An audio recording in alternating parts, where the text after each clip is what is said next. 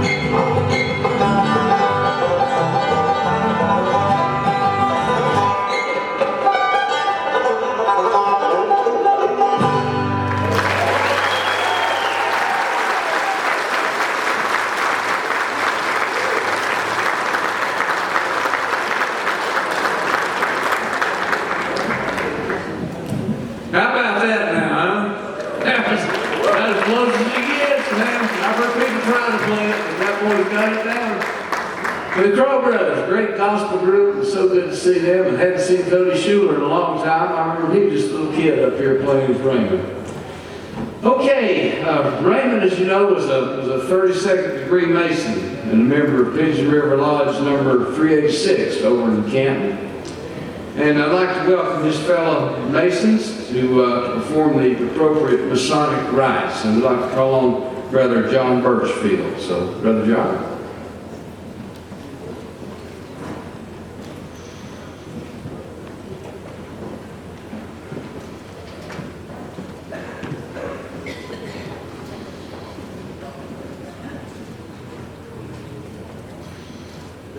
What a tremendous honor it is for Pigeon River Lodge number 386 to be able to defer this last rite for Brother Raymond. One of the last things that a lodge is obligated to do is perform these last rites at the request of a loved one as a result of Father Drew's death. In the beginning, God created the heaven and the earth was without form or void, and darkness was upon the face of the deep. And the Spirit of God moved upon the face of the water. And God said, let there be light. And there was light. On March 15th, 1939, God showed his light in Raymond, Fairchild. And it has never gone out. For those of you who can remember Raymond, keep his memory alive, Raymond will always be with us. For those of you who do not know anything about Freemasonry, you will notice the square compass above the stone ground side. That is our symbol. One of many. There are many symbols. When a guy knocks on the lodge door and is introduced to Freemasonry, one of the first things that he hears is from the psalmist David, the 133rd Psalm, who says, behold, how good and how pleasant it is for brethren to dwell together in unity. Like the precious ointment upon the head, that ran down upon the beard, and even Aaron's beard, that went down to the skirts of his garment. As the dew of Hermon, and as the dew that descended upon the mountains of Zion, for there the Lord's command to blessing, even life forevermore. And that's what Raymond is going to have, even life forevermore. From time immemorial, it's been a custom of the fraternity of ancient free and accepted Masons, upon request, to accompany the body of the deceased brother placed in the murder, and there to deposit it with due formality. In conformity to the sanctity trust, we have come together and assembled to perform these last rites. Today our brother answers not our call. We shall no more hear his voice until we shall have answered in another world the voice that is called heaven. Let us then not mourn for those who have no hope, and the last sad night joy the Father's death. These ceremonies cannot profit him. He is beyond the reach and honor and comfort of life. Within his soul, within his grasp, life has come. And at the appropriate time, the good Lord upstairs, or in our Masonic terms, the Supreme Architect of the universe, has called him home. On June the 1st, 1981, Brother Raymond knocked on the door of Pigeon River Lodge number 386. I think in the program it said Canton Lodge 386, but the actual lodge is Pigeon River.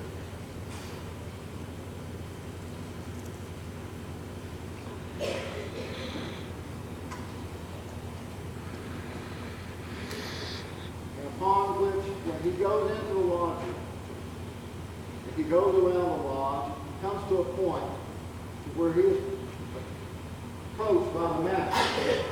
Jerry Hoglin is the master now of Pigeon River Lodge. And one of the things that the master does is present the lambskin of white rose.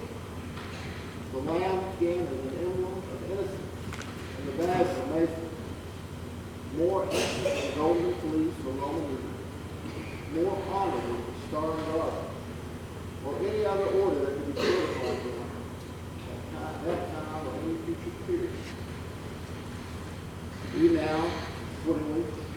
Place this apron among the remains of our faith, brother. By this we're reminded of the universal dominion of death, the arm of friendship cannot oppose the kingdom of heaven, for the charm of death. That honor, the circle of mourning friends remind us that we too are mortal. Soon shall our bodies go to death. Soon shall all of our bodies go to death.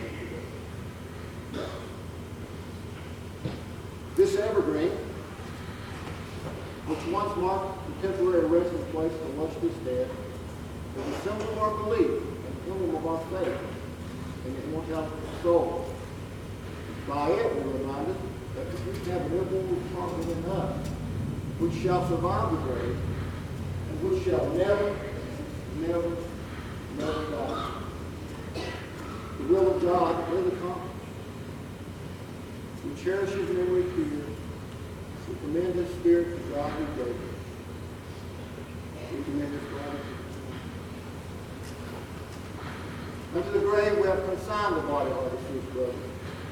Earth to earth, ashes to ashes, dust to dust.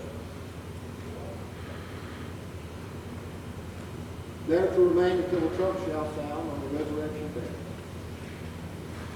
We can nowhere hear his voice, and we shall have answered in another world with the rest of his calling. Let us then not mourn the way we want to know. Hey, the last that office is pious duty on the part.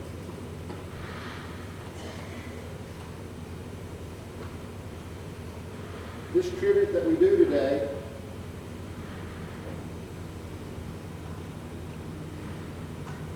is based on a lifetime of ancient free and accepted masonry, practiced by all Freemasons throughout the world.